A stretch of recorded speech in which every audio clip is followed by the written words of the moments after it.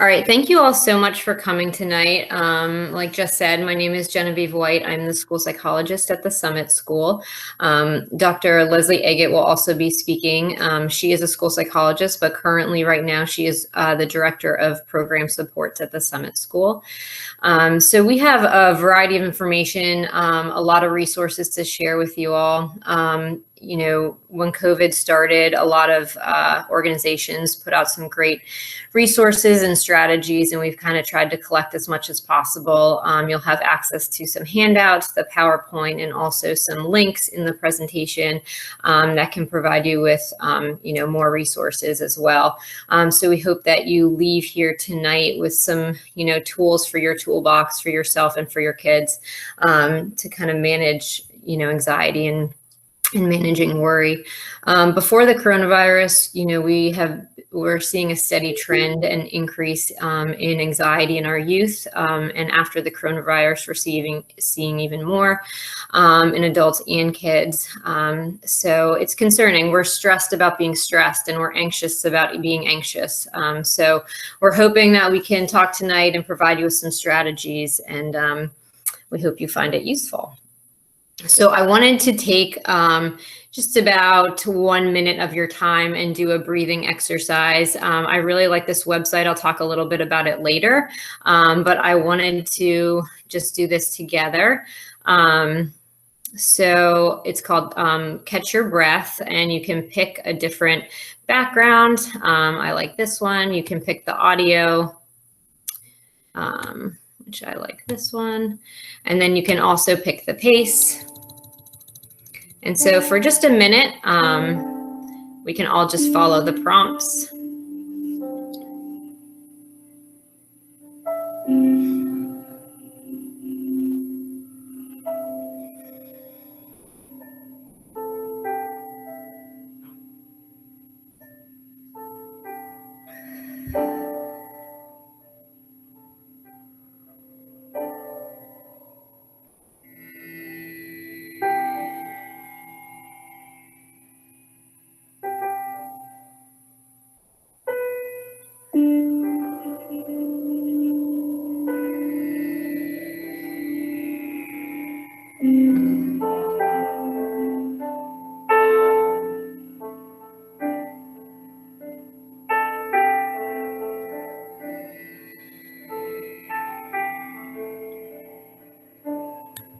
Okay. So I probably needed that more than you because I don't like speaking in front of people, but I hope you enjoyed that. So I wanted to talk a little bit. I recently watched a webinar by Dr. Becky Bailey from Conscious Discipline, and it was really enlightening to me. She was talking a lot about how our brains are really predictor mechanisms from an early age. We kind of predict events throughout our life and how it's going to be. And if we run into different situations where it's not like our prediction, our brain kind of updates that prediction for us.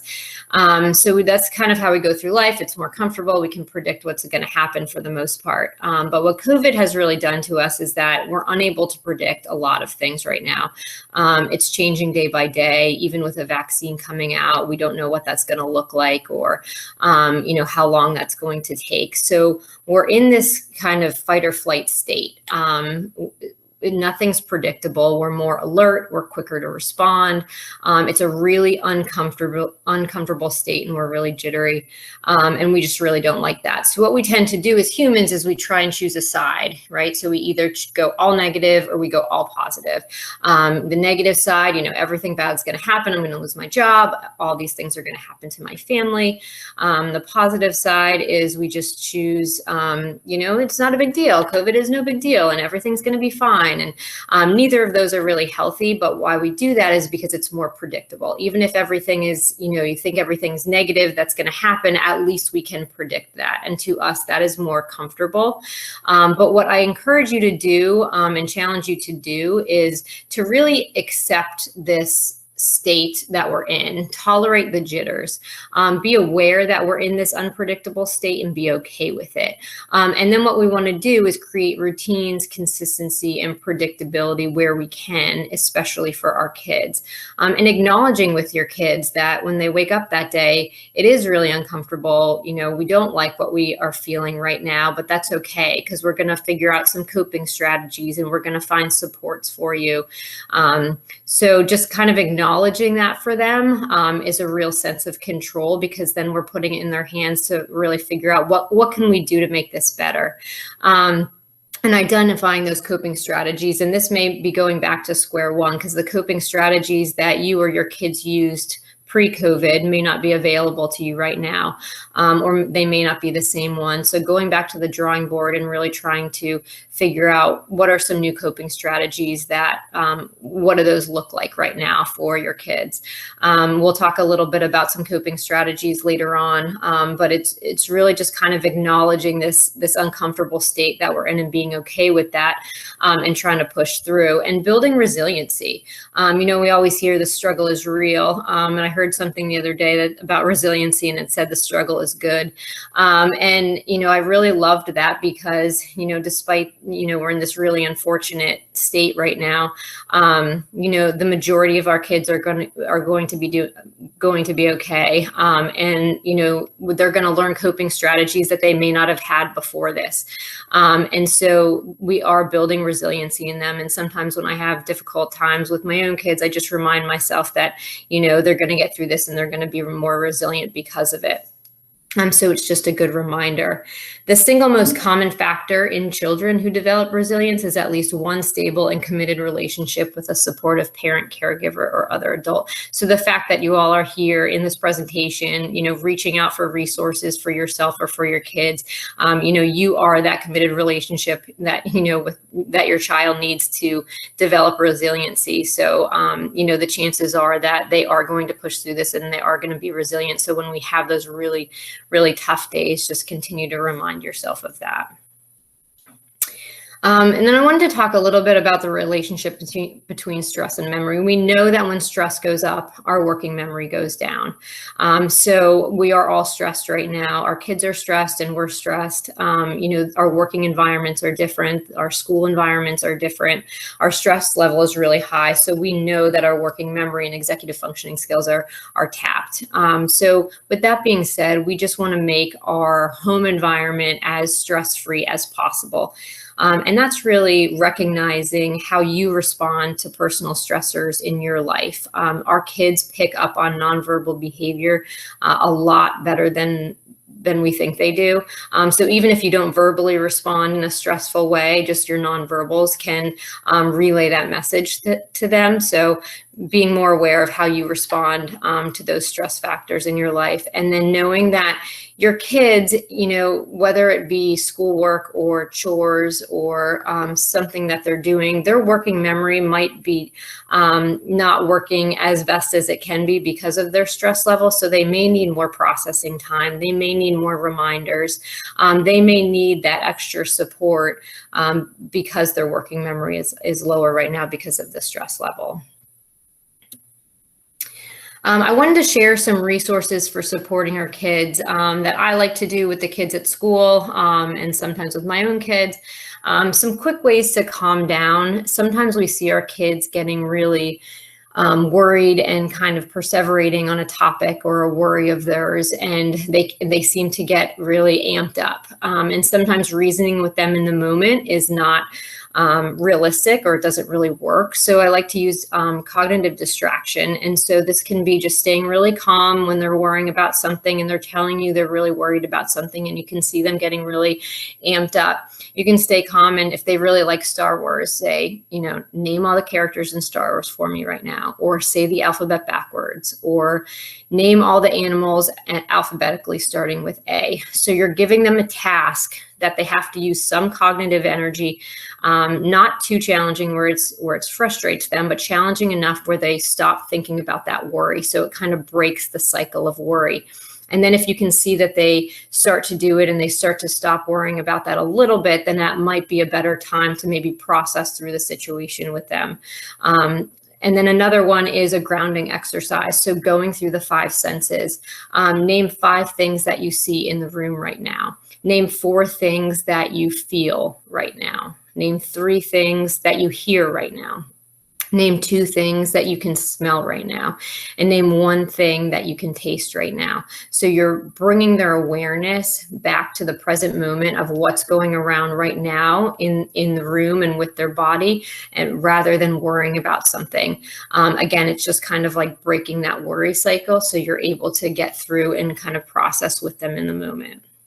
Creating a calm down spot or a cool down spot in your house with pillows and blankets, podcasts that they like to listen to, music that they can have, somewhere they really love going where they may need to, just calm down for a minute, and making that spot really enjoyable for them to rest and relax in.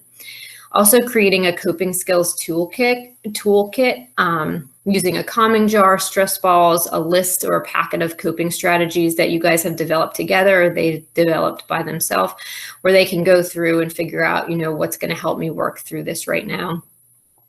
I also like box or star breathing. So we just did a breathing exercise, and for me, it's really helpful to have a visual.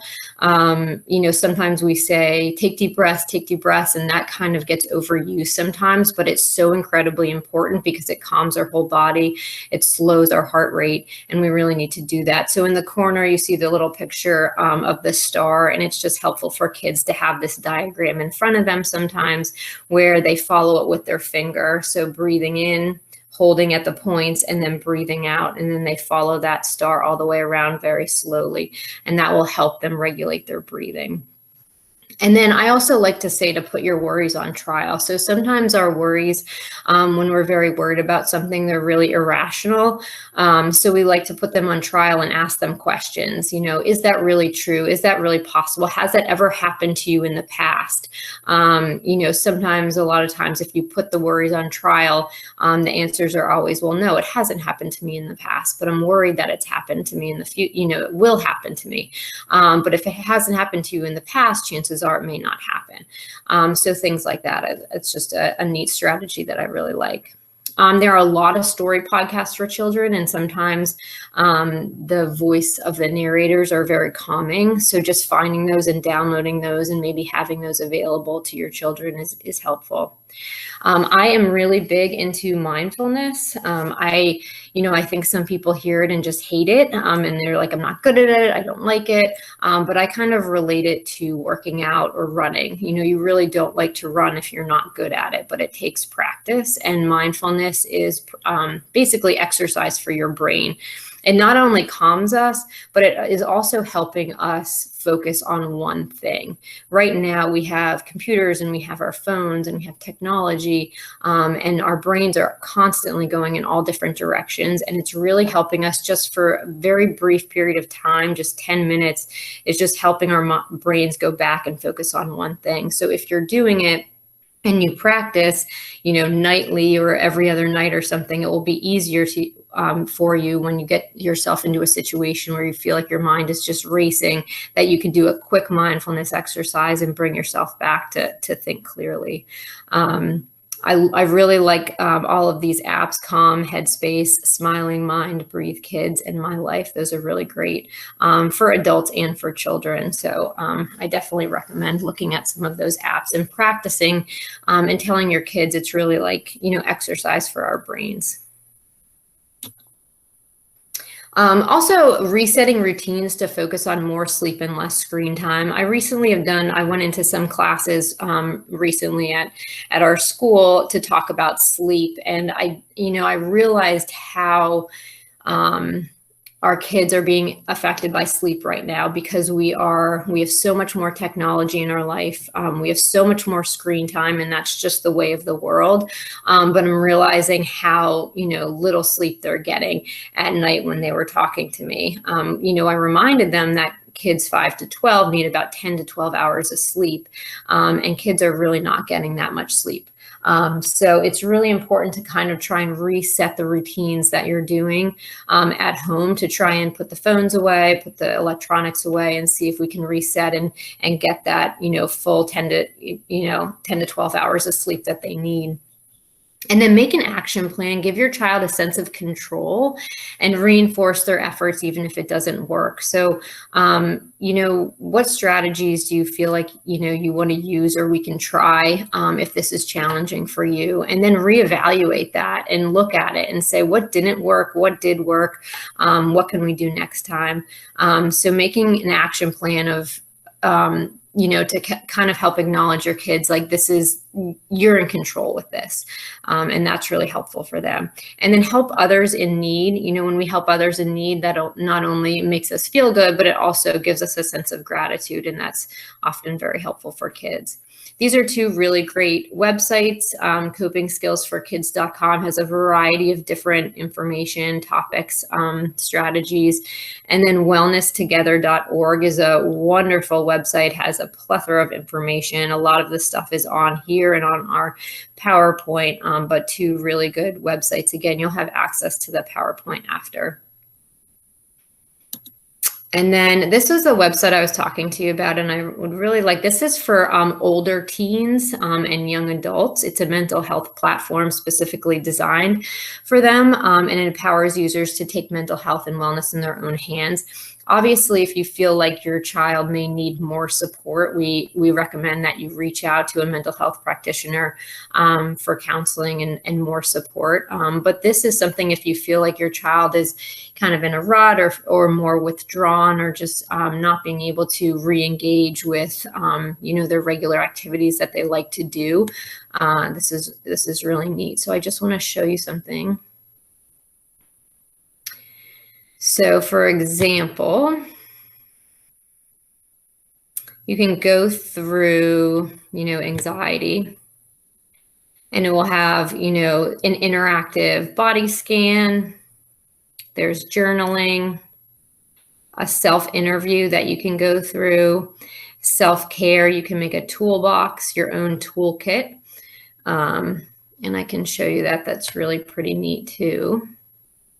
So here there's all these different areas, and you can click on one. Let's see.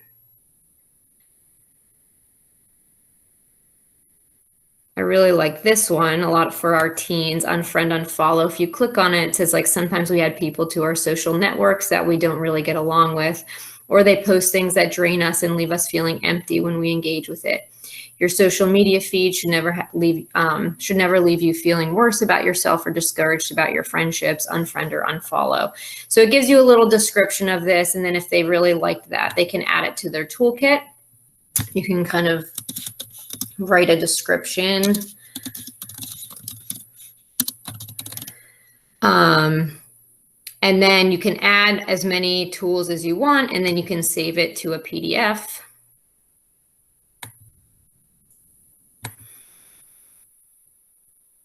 And then I only have one on here, but they all go to a PDF on a page, and then you can print it out and they can put it in a binder or their own little spot in their room and have all of these toolkits available to them. And they can make their own, which is kind of neat. It kind of gives it, them the power to look through and say, what works for me? Healthy eating, watching a documentary. There's a ton of different ideas. And then they also have a sketchbook, which is really neat. So you can go on here and just do some sketching and some drawing. So it's a really great website, like I said, for our teens and young adults, and just kind of a place to go through and get supports. And like I said before, monitor behaviors of your children and seek help if needed. So depending on their age, they're going to respond differently to COVID and also all stressors in life. So preschoolers may have more physical responses, and they may need reassurance that everything's going to be okay. School-age children can increase in irritability and aggressive behaviors. And adolescents may face issues with energy, sleep, and isolation. They may benefit from talking about their experiences, staying in touch, and they can all benefit from patience and routine. I think the longer that we're in kind of isolation, we're seeing a lot of teens and younger kids too, finding it, their parents are seeing that they're having a harder time just re-engaging at all. So any little step you can take where you feel comfortable in terms of, COVID and safety, any little step you can take to kind of reemerge them and get them outside or get them to have virtual visit with friends or outside with friends or something like that. So that, take those little steps, because I think the longer we're isolated, the harder it is for some kids to reemerge. So that is it for my section, but now I'm going to stop presenting and Dr. Eget is going to hop on.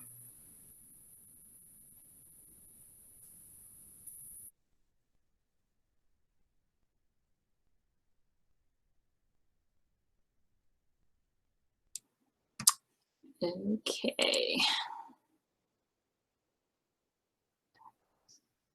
Green.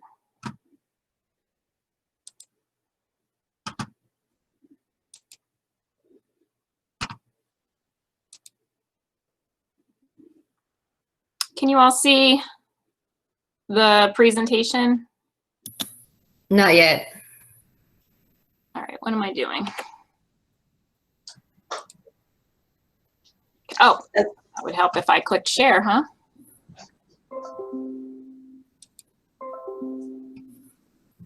All right, how about now? Yep. Okay, great. Okay, I just wanted to reiterate, Jen, I love that toolkit. It's really cool, and I think that, one thing that it is going to help our students with is help them with some independence, because they can access their own toolkit, they can take ownership of the things that really work for them, because, in the moment when kids are amped up and they're feeling that high level of anxiety, like you said before, the working memory really goes down. So they're going to have a hard time retrieving, what can I do to make myself feel better? So if they have their toolkit in a binder, I think that's great. It's going to help them with their executive skills. It's going to help them with independence. And it's also going to help them with monitoring their behavior and their response to stress. So I really love that. And I actually am going to try that with some of my kids at home. Well, some of my kids, 2 of my kids. So I just want to say, Jen, she's just so great, and she finds all of these wonderful tools for our kids here at Summit.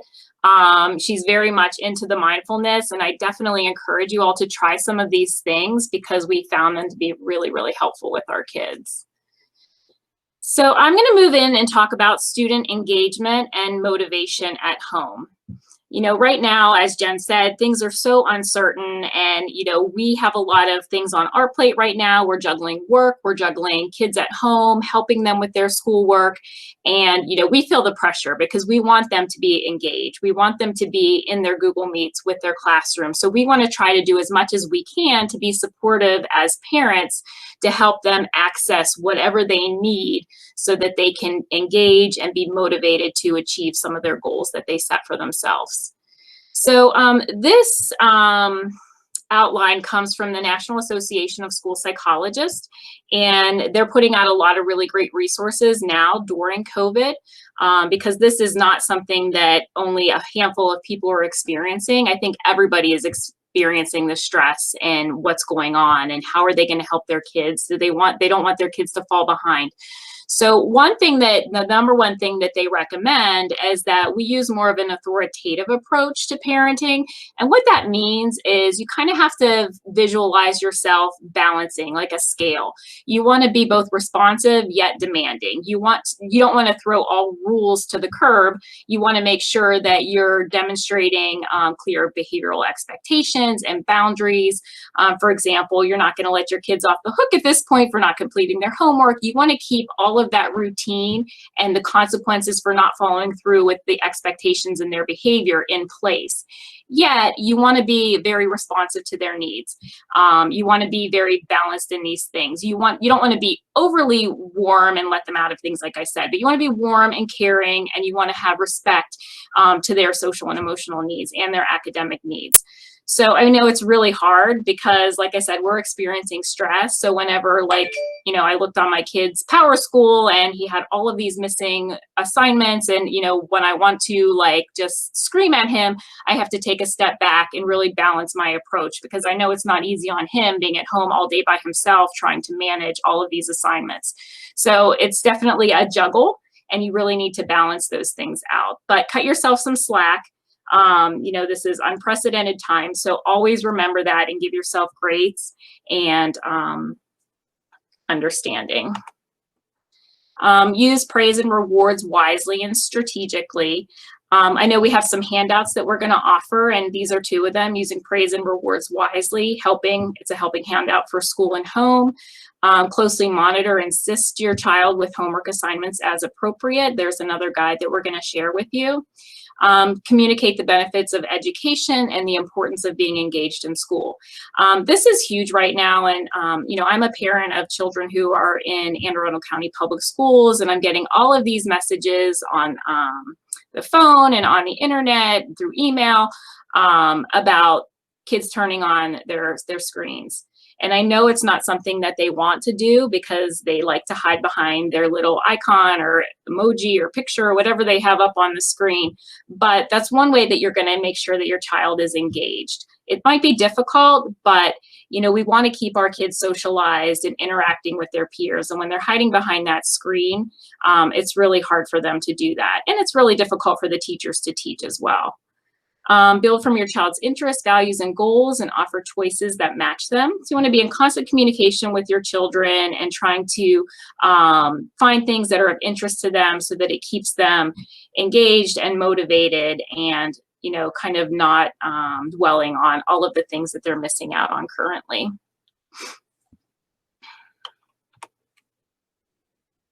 You could also do some goal setting with your children. There, you can plan short-term and long-term goals and help them develop a plan for achieving them. And you'll see that some of the strategies that I talk to for you as adults are going to very much mimic what we're, recommending for children as well. So, at this time, kids aren't really seeing the long-term. They're at home, they're doing the online learning. Some are getting more comfortable with it than others. Some don't want to leave that, as my son put it, that why would I want to go back to school? This is so easy, which, I don't want him to struggle, but I don't want him to be skating along either. I want to make sure that he's challenging himself. So, I want to set goals for him. And what does it mean to be a successful student? Not just getting through it and having an easy time with it, but you want to make sure that you're learning and you're bettering yourself. So how can you go about achieving your goals? So pick some things that are important to your child, and then help them map out ways that they can work towards those things. And there's some other things on here too. One thing that's important is we always want to focus on a growth mindset rather than a fixed ability mindset. And this is an example would be, we don't want you to say, oh, you're such a smart kid. That's more of a fixed mindset. You want to focus on, wow, I really liked how you worked hard on that project. You put so much time and effort. You definitely deserved a great grade. Whenever a child thinks that they're smart, that's kind of a fixed trait. And if they don't demonstrate that all the time, then they could start losing that confidence in themselves. Encourage frequent self-evaluation. So, nothing is always perfect. So sometimes we have to go back, we have to look at things again, and we have to revise our plan. What could I do better next time? And what supports might I need to reach that goal? One thing we want to do is make sure that our kids are comparing their progress to themselves rather than to their peers or their siblings, and making social comparisons. We always want to measure growth in ourselves because it's on you, and you want to make sure that you're taking the steps to better yourself. And it doesn't really matter what so-and-so is doing, because everybody has their own strengths and weaknesses. And that's something that we talk a lot about with our students here. You want to provide and highlight models of engagement. I can do it if I keep trying. I might not be perfect, like I said, but I am getting better and I'm making progress. Take care of yourself. Like Jen had said, you know, kids use you as a role model, so they're going to mimic a lot of what you, and they're going to respond in similar ways that you do whenever you're handling things related to stress. So talk out loud, let your children hear you, how you're problem solving and working through things, so that they see that not everything is easy for mom or for dad either, and this is how they're able to get through these difficult times. If you find that your child is really disengaged from school and you're having a hard time helping them get motivated, work with the school. Schools would be happy to help you. You know, communicate with them, let them know what's happening. I know, you know, we have Mrs. White here who's always available to talk to our students, but in the public school, I know my son has in his Google Classroom, there's a counseling center. A lot of psychologists and counselors have rooms within the Google Classroom that they can go to and request support. So there is help available if they reach out for it. And if your child doesn't do that independently, then definitely as a parent, go ahead and reach out to the school. You could provide your child with extra tutoring if you feel like what they're getting with the classroom right now is not what they need. And then just mentoring and extra guidance. So now I'm going to talk about some anxiety reduction strategies during this time. Jen talked a little bit about unfriending people. So definitely consider media distancing. You know, we're social distancing a ton right now. So let's also think about media distancing. And this is dependent on, you know, how much anxiety you actually have. You know, I think it's good to limit your time on the media because the coverage right now is 24/7 and it's all very catastrophic information and negative coverage about COVID and people dying and all of this sickness. And I feel like when you're seeing that constantly all the time, then it's going to make your anxiety increase and it's going to spread. The more anxiety you feel, the more you should distance yourself from those kinds of things. And that would include watching the news. It would include being on Facebook. If you're extremely fearful, you might want to just stop social media altogether because, you know, if there is something that is vital that you need to know, somebody is going to reach out and somebody is going to let you know about it. You know, we all have some friends on Facebook that, you know, we love, but they tend to kind of amp us up. So you might see a lot of posts by the same person who is posting a lot of really anxiety provoking posts. So you might want to just unfriend them temporarily and then come back once things calm down. Take action. So the more you focus on worst case scenarios, the more anxious you're going to feel. You know, there's so many different ways that people can be anxious right now. It can be triggered by fear of getting the virus, fear of a loved one getting the virus. You could have a business that's struggling. You might be worried about, if you have a business, being able to keep your employees safe while they're on the job. You might have stress from juggling work and your children being at home. You may be worried about unemployment or lack of childcare. There's just so much going on. So, you know, we're all in this together and we can just try the best that we can. You know, cut yourself some slack. Remember, you're doing the best that you can. Nobody's going to be a perfectionist right now. And you want to think positively. Focus your energy on problem solving and confidence building and tell yourself that you will get through this. And remind yourself that this is really a bad situation right now, but it is temporary. There's a lot of positive things happening right now with the vaccine. We're already starting to have people get the vaccine. And I've also seen some things on there that there could be more towards a cure coming up in the next year. So a lot of positive talk too going on around the COVID. So it's a temporary thing.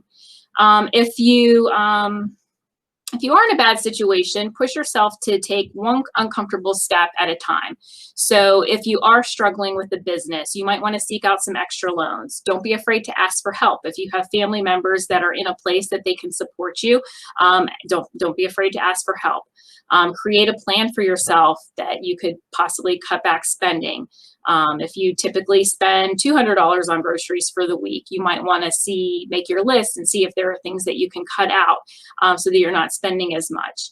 A lot of people are selling things on eBay right now or on Facebook Marketplace. There's a lot of different online virtual kinds of shops that you can do things like that to make some extra money. You can organize a community cooperative group with similar risk tolerance. So if you have neighbors who are kind of in a similar situation as you are, and you're comfortable with those people and you know who they're hanging around, and you can get together for some socialization and maybe even some childcare options, that could be a benefit. Now, we always want to maintain perspective, and this is in kind of all aspects of anxiety. You know, if we let our thoughts run rampant, our wheels are just going to keep spinning and spinning and spinning, and you're always going to kind of go down a rabbit hole. So all deaths are tragic. Nobody wants to see anybody get really sick or ill or die. But focusing on the negative and spinning your wheels all of the time is only going to increase your anxiety. So remind yourself that the vast majority of people infected with COVID have mild to moderate symptoms or no symptoms at all. It's easy, like I said, to go down that rabbit hole. So like Jen was saying about put your worries on trial, you know, play devil's advocate with yourself. Like, even if like you really truly believe a certain view about the pandemic, you know, kind of play devil's advocate and start reminding yourself of other things that people are saying, so that you kind of have a balance of what you're thinking, so that it is, like Jen said, not all negative or not all positive. You really need a balance. Another thing to remind yourself, and this is hard, I mean, I see this with myself, my husband, a physical symptom does not equal COVID-19. You know, just because you cough, it doesn't mean that you have COVID. And if others are coughing around you, they probably don't have COVID either. I know, like, sometimes, like when you sneeze or something, it's just a very awkward moment. But there's so many more explanations for a symptom or symptoms than having COVID. A lot of people have allergies, they have bronchitis, postnasal drip, common cold. So, you know, just remind yourself there are so many other viruses and things out there that could very much mimic some of the symptoms that we're seeing with COVID. So, you know, try not to look for symptoms, because it's only going to increase your anxiety. Take control. Although, you know, the pandemic is out of our control, we can control our response. So, you know, keep busy, find some new things to do. It's a great time to do some things that you haven't been able to do because you've been so busy at work, or, you know, having to go to ball practice, or, you know, soccer, things like that. So take the opportunity to clean the garage, you know, try a new recipe that you've been wanting to try. There's so many available resources online that you can do some really cool things. Obviously, it's getting kind of cold, but being outside is wonderful. Go for a bike ride. One cool thing you could definitely do is research your genealogy, and you'd be surprised how long you can spend on some of these apps. I did the ancestry.com for my dad, and it's just so interesting what you can find out there. So take on something new. You could even have a virtual happy hour with your friends. I've done that a few times, which is always nice to connect with people and just have a good laugh. Focus your attention on self-exploration and creating or accomplishing something. It's always good, like I said, to keep busy, because these things are going to keep your mind off of the pandemic. Here's some stress reduction strategies, and a lot of these are the same as what Jen had mentioned earlier. Guided meditation, it's definitely something that you have to get comfortable with. I find it hard to relax and do those sorts of things, but I'm getting better as far as listening to soft music and things like that. Headspace is a good one for adults, as well as Calm, and then mindfulness. And these are typically free. You can find them in the App Store. Yoga is a good one that really kind of gives you a sense of peace, helps you clear your head. I know I love to run. I've gotten really out of it. So, you know, kind of going back to something Jen said earlier too, like, I've never been somebody to walk on a treadmill, but this week I told myself I have to get some exercise, because it's just not good to be sitting on the couch all of the time. And it definitely helps you clear your head. So I've started to walk on the treadmill. It's not running. It's not as much exercise as I was getting, but it is definitely something. Journaling. Some people love to journal, listen to audiobooks, go on a hike with your family. And just remember to focus on what you have and what you're grateful for. There's so much bad going on in the world, but definitely remember the good things. You have your family. You know, the holidays are going to be tough because a lot of us aren't going to see anybody. We haven't seen our family. We're the only people in our family here in Maryland. So we haven't seen family, I think, since July. So it's going to be tough, but we're going to try to connect through virtual kind of gift giving and things like that. So try to find ways to be grateful for what you have. And then very important is maintain some sense of normalcy. Unless you're in a high risk category, a lockdown in your home is probably not necessary. To the extent that you can, try to maintain some sense of normalcy or routine, because that will help reduce your anxiety. Because like Jen said, you know, predictable is good. You want to be able to predict and have a routine so that your anxiety is lowered. You know, we're wearing masks. I think Maryland is great. I rarely see anybody having a hard time wearing a mask. Our kids here at the school are doing awesome with wearing a mask, maintaining social distancing. And what they're saying is that, you know, sustained contact within 6 feet is when you could contract COVID. And it's not from like a passing interaction. So walking in the neighborhood is good, running in a park, going to the dog park, biking, you know, using good hygiene and sanitation is always good. Remind your children to wash their hands. And if you find comfort in church and your faith, many churches are offering links to participate virtually. I know that's something that my mother-in-law does. She needs some help to get on, but she finds a lot of comfort in going to church on the weekends virtually. Reach out to friends and loved ones. You know, reaching out to people who are isolated, you're going to boost their spirits and also yours. Like I said, you know, at first it might be like, oh, I just don't feel like it. You know, I'm too tired. But once you do, you know, with me, I'm always glad that I've reached out, and, you know, you get some good laughs, and it just boosts everybody's spirits. Plan a virtual game night. And I put some websites on here that you can check out. Good Housekeeping had a whole list of different kinds of ways to set up a virtual game night. There's a lot of free events right now that you can find on different websites. I find a lot on Facebook.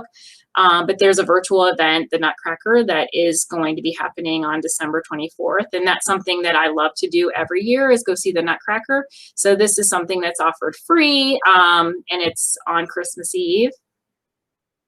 And then I included the link for that. And then, you know, something I saw and I thought it was a great idea. There's a lot of people that are struggling, and it always feels good to help others. So if you're financially able, maybe consider, you know, paying your hairstylist or your housekeeper early, so that they can, you know, it might be really helpful for them during the holidays to have some extra money. And then maybe you could get your service later once things are less risky. Here's some local holiday activities that are happening during COVID. Zoo Lights happens every year, but there's the website that you can get tickets for that. Everything is that's happening where you're walking around is at a limited capacity, which is good. There's tons of different lights displays that are around. There's one in Columbia that I've gone to that's really nice. There's the Festival of Lights in Bowie. Emery Garden has a show in Solomon's. Lights on the Bay is also another popular one. I hear that it's not so busy during the weekdays, but on the weekends, it's a pretty long wait. The Annapolis Mall is having a holiday hunt, and that's a virtual event, so you can check that out too. There's certain dates that they're offering it. The Nutcracker is also being shown through the Puppet Company. The Snow Queen, which is with Imagination Stage, they're offering a show as well. If you are comfortable being out in public areas, Holidays in the Park is happening at Six Flags. It's outdoors.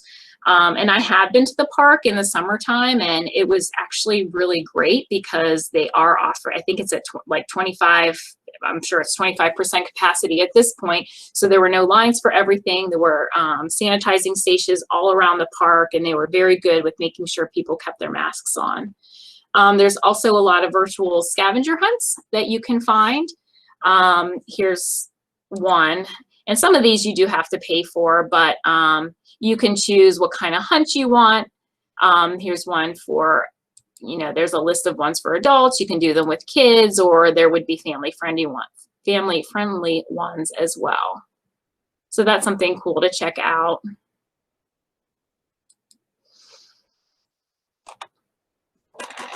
Echo Adventures, if you're familiar with that, they do offer some in-person clubs and programs during the pandemic.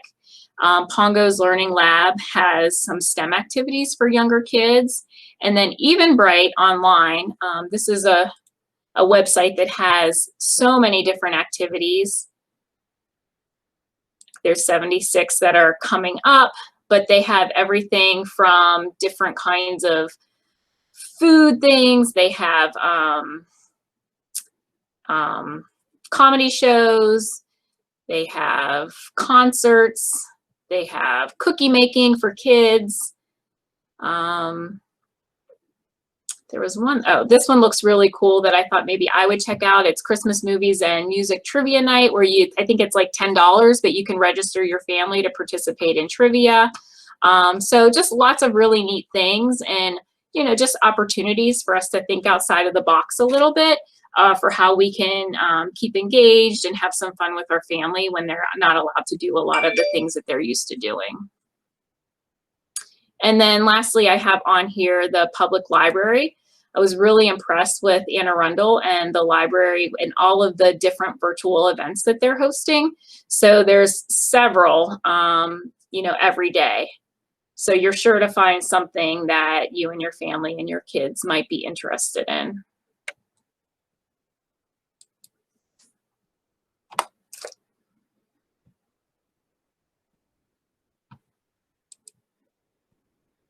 Here's just another website that has a lot of different activities that you can put together for your kids.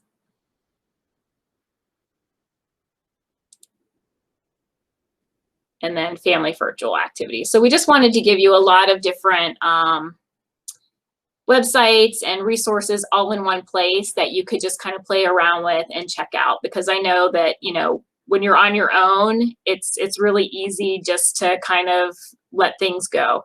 But if everything's there in one place, you can kind of poke around and see if there's anything that fits your interests. And lastly, you know, like Jen said earlier, you're not alone. So if you are feeling that your anxiety is a little bit more than you can handle, definitely reach out to get some professional support. Most agencies are offering telehealth right now. I think there's actually very few places that are offering in-person therapy. And then you might want to talk to your doctor about whether or not medication for anxiety, depression, or if you're not sleeping for insomnia might be needed.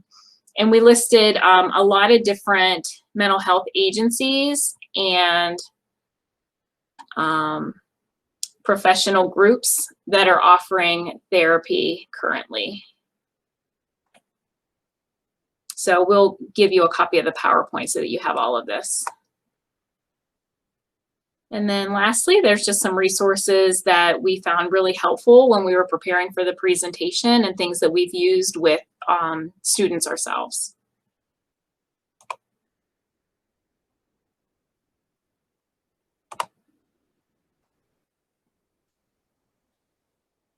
All right.